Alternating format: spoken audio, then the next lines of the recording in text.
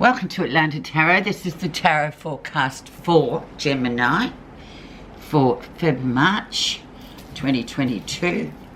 Welcome, Gemini. So we are in the sign at the moment of Pisces.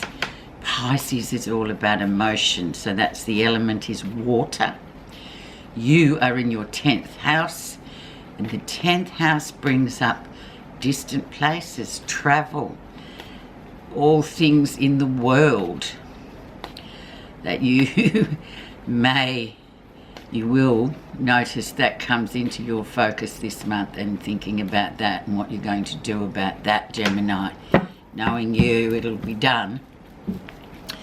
So the energy around is the Page of Coins. So maybe it's just saving up for that trip. Maybe it's putting money in the bank. Maybe it's a new project, knowing, Gemini, that you're going to sort of start, and it's literally going to be great for you. It's going to bring you money, financial return, one way or the other. Or just in general, for those that don't really, have much to do with distant places and foreign, out there in the world business. It could be just them starting a new venture or a new project, but it's going to yield for you, so that's the main thing. It's coins, so coins is always earthy, and earth grows things, doesn't it? Let's see where you are right now. Six of Coins, very much down to earth, very giving and taking in relationships. Are you or aren't you? That's the question is pending here. So it's a balance card, and it's very much earthy. It sort of will resonate with you to think, well, how am I going? Am I giving enough? Am I being fair? Am I sort of, being fair and equal with my family and with my work versus the family and all this kind of thing?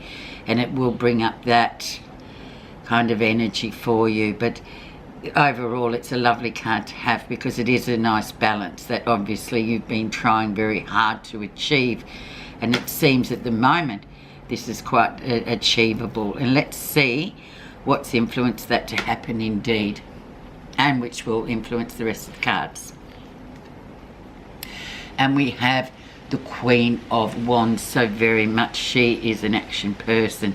She is a traveller. She's a person that likes to go, move, travel, but she's also a person that sort of will say what she thinks.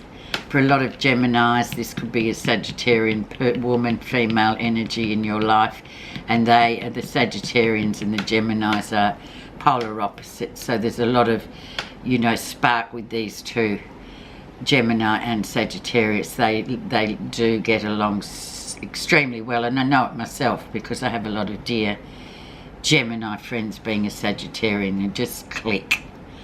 So nice. Or maybe this is you creatively going, okay, I can do this, I can do that, I can get this, I can get that. So it's all about moving, which you love. Let's see what was going on in January, February, end of Jan, Feb.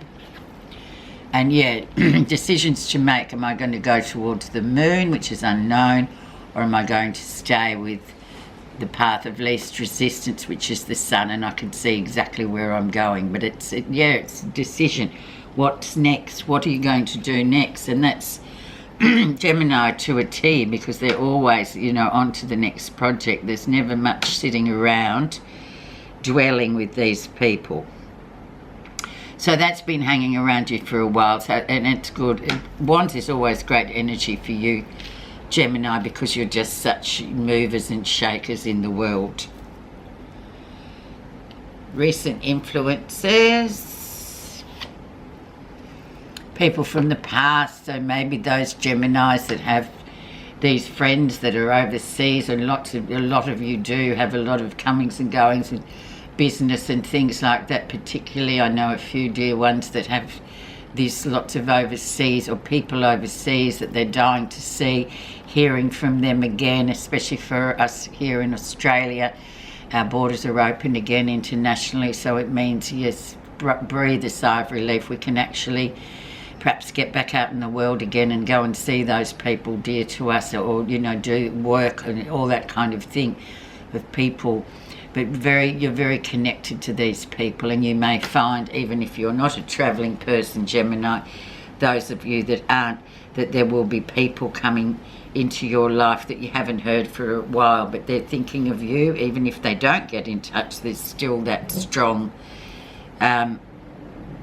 vibe of people from the past popping back in. Even if they don't make themselves known, you can know that they're thinking of you and you're thinking of them. It's nice, isn't it? Okay, let's see the lesson you'll be learning. And the Knight of Cups, so a proposition coming through. So the Knight of Cups is this, he is the romantic type, very emotional, very idealistic. He likes flowers and valor, you know, he's very much giving the flowers and the chocolates and all that sort of thing. But these days, a lot of the women around are like, oh, what are you actually after? It's that kind of thing. He's a bit of a, yeah, it's a bit sort of, yeah, well, I won't, yes, I'm flattered, but what actually is going on?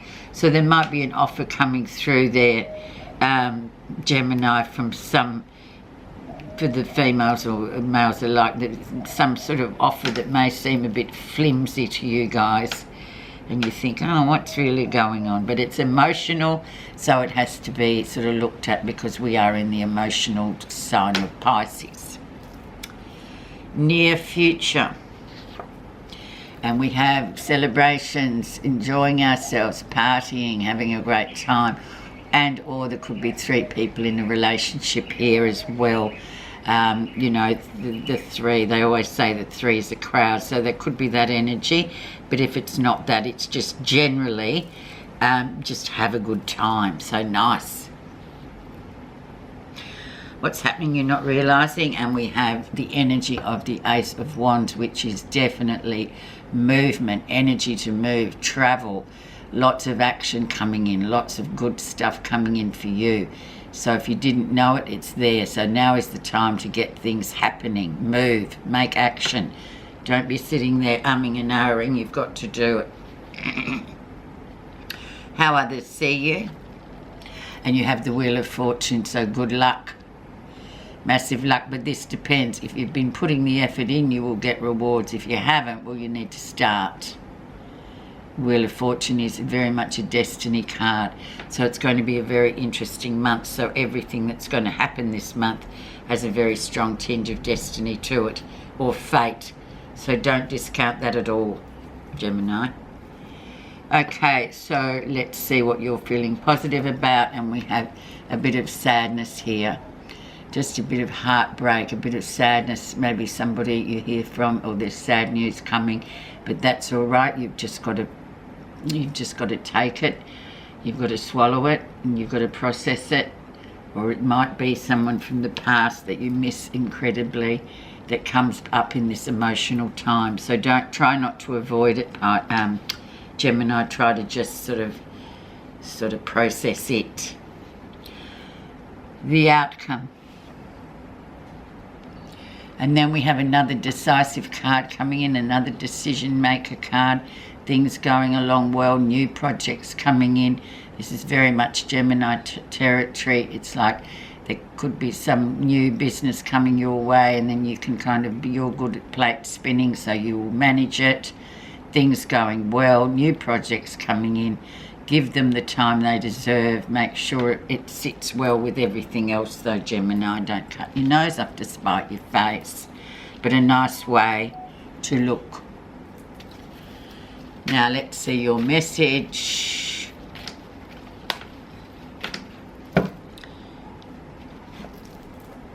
Self-acceptance. To be beautiful means to be yourself. You don't need to be accepted by others. You need to accept yourself. Your purpose in life can only be flourished by your self-acceptance. And with that, I say thank you for listening.